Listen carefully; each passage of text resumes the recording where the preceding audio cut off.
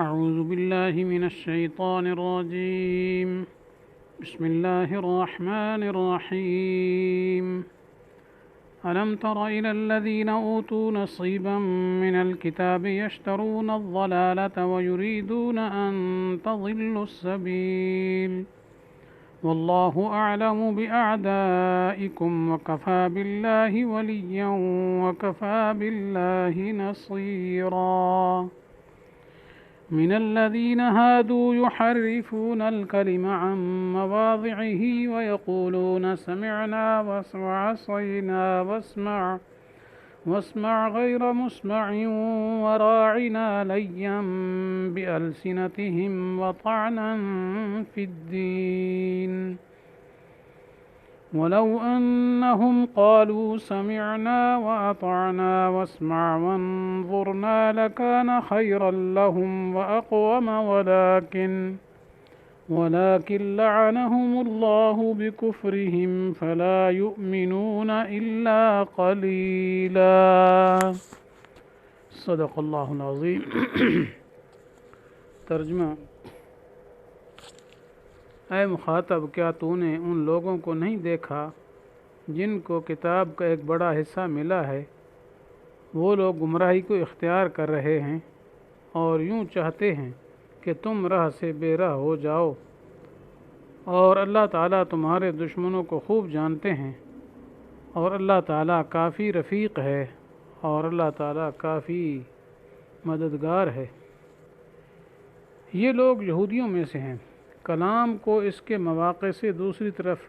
پھیر دیتے ہیں اور یہ کلمات کہتے ہیں سمعنا وعصینا اور اسمع غیر مسمع اور راعنا، اس طور پر کہ اپنی زبانوں کو پھیر کر اور دین میں طعنہ زنی کی نیت سے. اور اگر یہ لوگ یہ کلمات کہتے سمعنا واطعنا اور اسمع اور انظرنا تو یہ بات ان کے لیے بہتر ہوتی اور موقع کی بات تھی، مگر ان کو اللہ تعالیٰ نے ان کے کفر کے سبب اپنی رحمت سے دور کر دیا ہے.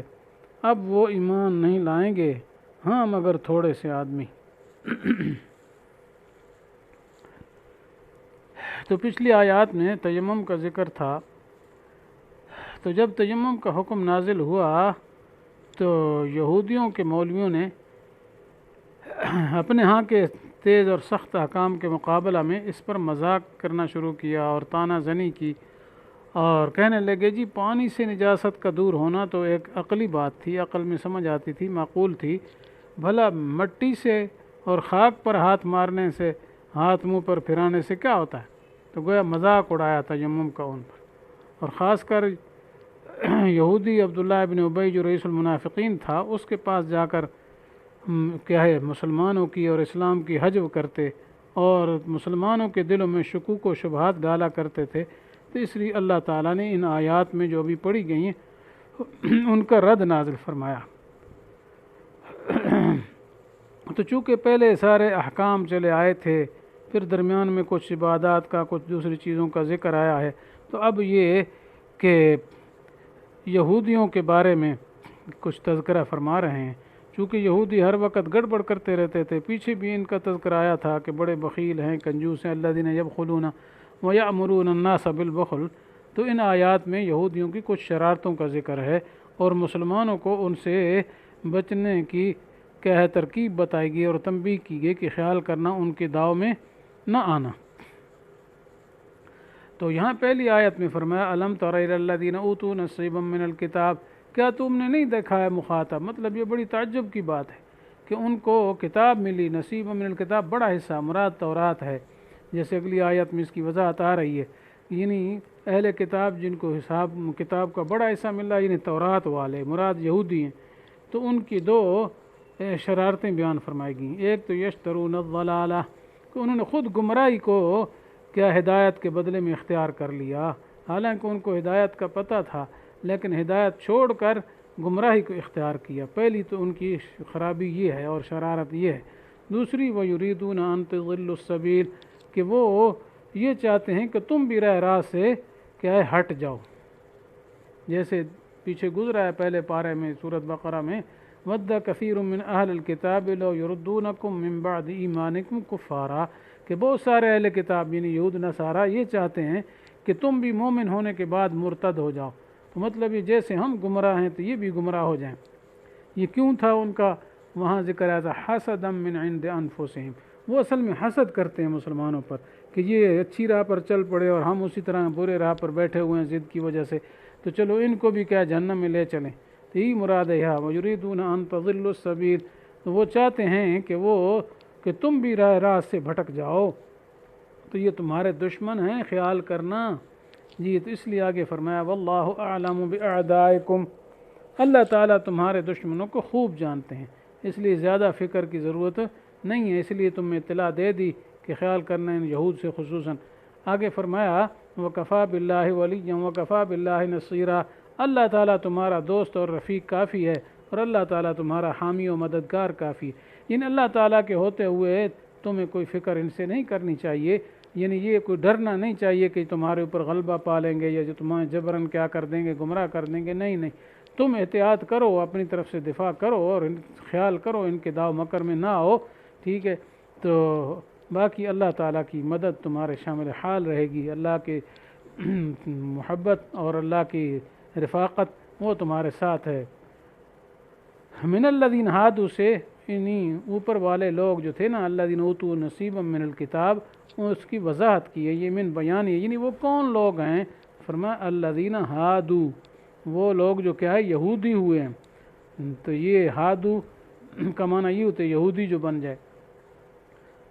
تو ان کی گمراہی کا تذکرہ کیا پہلے جملے میں، یحرفون الکلم عن مواضعہ، کہ وہ کلمات کی جو ہے نا تحریف کرتے تھے وہ ان کی جگہوں سے۔ مقصد جگہوں کا یہ ہے کہ جو کلام کا اصل محمل ہے، کلام کا اصل مدلول، یعنی کلام کا مطلب اور معنی مفہوم جو ہے کلام کا، وہ اصل نہ بیان کرتے تھے، کہتے نہیں یہ نہیں مطلب، یہ مطلب ہے، اپنی طرف سے مروڑ کے دوسرا مطلب، یعنی غلط مطلب لیتے تھے۔ سادہ لفظوں میں یہ مفہوم ہے کہ معنی پھیر کے کہ یہ مراد نہیں تو وہ مراد نہیں تو یہ مراد ہے، یعنی اپنی طرف سے مطلب گھڑ کے نا تو وہ کرتے تھے، یہ معنی یحرفون الکلمہ عن مواضعہ، تو یہ ان کی گمراہی تھی۔ جیسے اوپر آیا تھا نا جی یضلون، تو اس سے پہلے آیا تھا یشترون الضلالۃ، یہ کہ وہ گمراہی کو خریدتے ہیں۔ تو مقصد یہ ہے کہ اس سے جو سادہ ذہن لوگ ہیں ان کو دھوکہ ہو جائے اور وہ دین حق سے کیا ہے گڑبڑ کر کے پھر جائیں۔ اور اس کے علاوہ ان کے اندر یہ گمراہی تھی، وہ گڑبڑ دوسری یہ کرتے تھے کہ ایسے کلمات کہتے تھے جو ذو معنیین ہیں، یہ یقولون سمعنا وعصینا واسمع غیر مسمع وراعنا، یعنی یہ تقریباً 4-5 لفظ بنتے ہیں، پہلا ہے سمعنا اور دوسرا عصینا اور آگے اسمع کے بعد پھر غیر مسمعین اور پھر راعنا، یعنی دو اکٹھے کہتے تھے سمعنا وعصینا، پھر کبھی کہتے اسمع غیر مسمعین اور کبھی کہتے راعنا جی۔ تو یہ ویسے تو 3 بنتے ہیں الگ الگ طور پر، لیکن سمعنا عصینا کو الگ شمار کریں تو 5 بن جاتے ہیں، تو یہ کلمات کہتے تھے۔ اب چونکہ یہ کلمات ایسے ہیں جن کے 2 معنی ہیں، ایک اچھا مطلب ہوتا ہے اس کا اور دوسرا مطلب جو ہے وہ غلط مطلب ہوتا تھا، تو وہ اصل میں دل میں تو غلط مطلب لیتے تھے، لیکن ان کو باور یہ کراتے گویا ہم اچھا مطلب لیتے ہیں۔ مقصد ان کا یہ تھا کہ مسلمان جو ہے اسی قسم کے لفظ کہیں جو ہم کہہ رہے ہیں۔ تو اب اس میں یہ ہے کہ مسلمانوں کو پھر دھوکہ ہو سکتا ہے، ٹھیک ہے، وہ سمجھیں گے کہ آپ صلی اللہ علیہ وسلم کو یہ خطاب اس لفظوں میں کر رہے ہیں تو لہٰذا ہم بھی کر لیں، جو اچھا معنی سمجھ کے۔ اس بنا پر اللہ تعالیٰ نے ان کا یہ شکوہ کیا ہے اور ان پر زجر کی ہے، ٹھیک ہے، کہ وہ ایسا کہتے ہیں، لیکن ایسا ان کو نہیں کہنا چاہیے۔ اب ان کا مطلب اچھا کیا ہے؟ تو پہلا لفظ ہے سمعنا وعصینا، لفظی معنی تو ہے ہم نے سن لیا اور نافرمانی کی، تو اچھا مطلب یوں ہوگا کہ آپ کا ارشاد ہم نے سن لیا، اور عصینا کا مطلب کیا نکالا؟ اور کسی آپ کے مخالف کا قول جو ہم کو بہکاتا تھا ہم نے نہیں مانا، مقصد آپ کی مانی، یہ ظاہری مفہوم ہے۔ سمعنا ہم نے تمہاری بات سن لی، عصینا یعنی دوسرے جو آپ کے خلاف تھے نا ان کی بات نہیں مانی، تو یہ اچھا مطلب ہے۔ لیکن برا مطلب یہ ہے یہ کہ ہم نے آپ کی بات کو سن تو لیا مگر ہم مانیں گے نہیں، عمل نہیں کریں گے، اب یہ برا مطلب ہے، سمعنا وعصینا۔ آگے لفظ واسمع غیر مسمع، یہ دوسرا کلمہ ہے، تو لفظی معنی تو ہے کہ تو سن لے نہ سنایا ہوا، تو سن لے نہ سنایا ہوا، تو لفظی ترجمہ تو یہ ہے کہ یعنی تم ہماری بات سنو اور خدا کرے تم کو کوئی بات سنائی نہ جاوے، ٹھیک ہے، لفظی ترجمہ یہ ہوا کہ ہماری بات سنو اور خدا کرے تم کو کوئی بات سنائی نہ جائے، تو اس کا اچھا مطلب تو یہ ہے کہ تم کو کوئی مخالف اور رنج دہ بات نہ سنائی جاوے، یہ مراد ہے، بلکہ آپ کا تو ایسا اقبال رہے کہ جو بات فرمائیں سب اس کے جواب میں موافق ہی بات آپ کو سنائیں، یہ تو اچھا مطلب ہے۔ لیکن برا مطلب یہ ہے کہ تم کو کوئی موافق اور مسرت بخش بات نہ سنائی جاوے، یہ مراد ہے، بلکہ آپ جو بات کہیں اس کا جواب مخالف ہی آپ کے کان میں پڑے، یہ معنی کرتے تھے غیر مسمعین کا۔ اور تیسری بات، تیسرا کلمہ تھا راعنا، اس کے بھی چونکہ پہلے ذکر ہو چکا ہے سورۃ بقرہ میں، یا ایھا الذین آمنوا لا تقولوا راعنا، تو وہاں یہودی اس قسم کے لفظ کہتے تھے، تو اس کے بھی کئی معنی ہیں۔ ایک تو اچھا معنی ہے کہ ہماری رعایت کیجیے، ہمارا خیال کیجیے، اور دوسرا معنی یہ بھی کہ آپ ہمارے راعی نگران ہیں، نگاہ بان، تو اس میں یہ تھا کہ یہ لفظ رائج ہو جائے گا نا تو بعد کے لوگ اس سے کیا ہے سمجھیں گے کہ آپ صلی اللہ علیہ وسلم ہمارے محافظ تھے، نگران تھے جی، اور اس سے خطرہ تھا کہ بعد میں کیا ہے منہ میں شرک لفظ بن جائے، تو اس بنا پر تاکہ مسلمانوں میں بھی شرک آ جائے۔ اور ایک اور مفہوم جو یہودی لیتے تھے، ان کی بولی میں گالی بھی بنتی ہے، دشنام بنتی ہے جی، راعنا کو راعینا پڑھتے تھے، راعی کہتے ہیں چرواہے کو، تو آپ ہمارے چرواہے، یعنی گویا تحقیری طور پر، تو یعنی اس قسم کے لفظ وہ کہا کرتے تھے۔ اور پھر لہجہ بھی بڑا عجیب تھا، یہ لفظ بھی بولتے لیکن لیم بألسنتہم وطعنا فی الدین، کہ زبانوں کو مروڑتے تھے، یعنی اس انداز سے لہجہ جو ہے وہ عزت کرنے کا نہیں ہوتا تھا بلکہ تحقیر کرنے کی طرف پھیر کر، تو یعنی اصل لہجہ توقیر والا چھوڑ دیتے تھے، تحقیر والا لہجہ جو ہے وہ اپناتے تھے۔ اور مطعنا فی الدین، دین میں طعنہ زنی، یعنی ان کے دل میں اصل میں دین میں کیا ہے طعنہ زنی اور بری نیت ہوتی ہے۔ تو ظاہر بات ہے اصل مقصود آپ صلی اللہ علیہ وسلم کے ساتھ استہزاء کرنا تھا، طعنہ دینا تھا، مذاق کرنا تھا، تو یہ ان کی شرارت کا تذکرہ کیا گیا ہے۔ تو ان لفظوں سے اصل میں وہ چاہتے تھے مسلمانوں کو گمراہ کریں کہ وہ راہ حق سے بھی ہٹ جائیں۔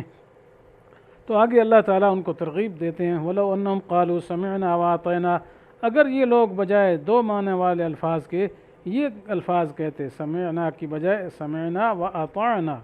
پہلے کہہ رہے تھے نا سمعنا وعصینا، تو سمعنا مراد یہ کہ ہم نے سن لیا اور ہم نے مان لیا، اور اس طرح اسمع غیر مسمعین کی بجائے کہتے اسمع بس خالی جی، جس کا مطلب آپ سن لیجیے، اور راعنا کی بجائے جیسے سورۃ بقرہ میں پہلے بھی بیان ہو چکا یوں کہتے انظرنا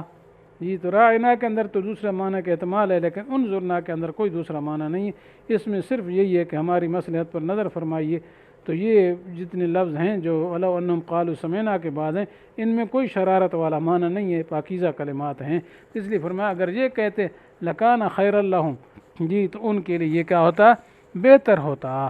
وَأَقْوَمُ قِيمًا، اور اصل صحیح بات بھی یہی ہوتی، لیکن اصل مسئلہ یہ ہے کہ یہ لوگ گندے لوگ تھے، کافر لوگ تھے، تو اس بنا پر انہوں نے جو اس قسم کے کافرانہ باتیں کی ہیں تو اللہ تعالیٰ نے ان پر لعنت کر دی ہے۔ اب یہ لعنت سے مراد اللہ کی رحمت سے دور ہو چکے ہیں، اب ظاہر بات ہے جب اللہ کی رحمت سے یہ دور ہیں تو اب ان کو کیسے خیر نصیب ہوگی، اس لیے وَلَٰكِنْ لَعَنَهُمُ اللَّهُ بِكُفْرِهِمْ، اللہ نے ان کے کفر کرنے کی وجہ سے ان پر لعنت کی ہے، لہذا یہ ایمان نہیں لائیں گے مگر تھوڑے سے، تو مگر تھوڑے سے اشارہ یہ کیا کہ جن لوگوں نے یہ شرارتیں نہیں کی ہیں جی تو وہ تو ایمان لائیں گے، لیکن جن نے شرارتیں کی ہیں، یہ نبی صلی اللہ علیہ وسلم کی توہین کی ہے، ان کی شان میں گستاخی کی ہے، تو ظاہر بات ہے اس سے وہ کافر ہو گئے ہیں، تو یہ کفر شعاریاں ان کی لعنت کا سبب بن گئی ہیں، تو اب یہ ہمیشہ ہمیشہ کی ہدایت سے محروم رہیں گے۔ ہاں البتہ کچھ کا استثناء کیا جنہوں نے ان باتوں میں حصہ نہیں لیا، جیسے حضرت عبداللہ ابن سلام اور دوسرے لوگ جی، تو بہرحال ان آیات کی یہ تفسیر تھی۔ اللہ تعالیٰ سے دعا ہے کہ اللہ تعالیٰ ہمیں اپنی کامل اتباع نصیب فرمائے اور ظاہری باطنی گمراہی سے ہماری حفاظت فرمائے، آمین۔ وآخر دعوانا ان الحمد للہ رب العالمین.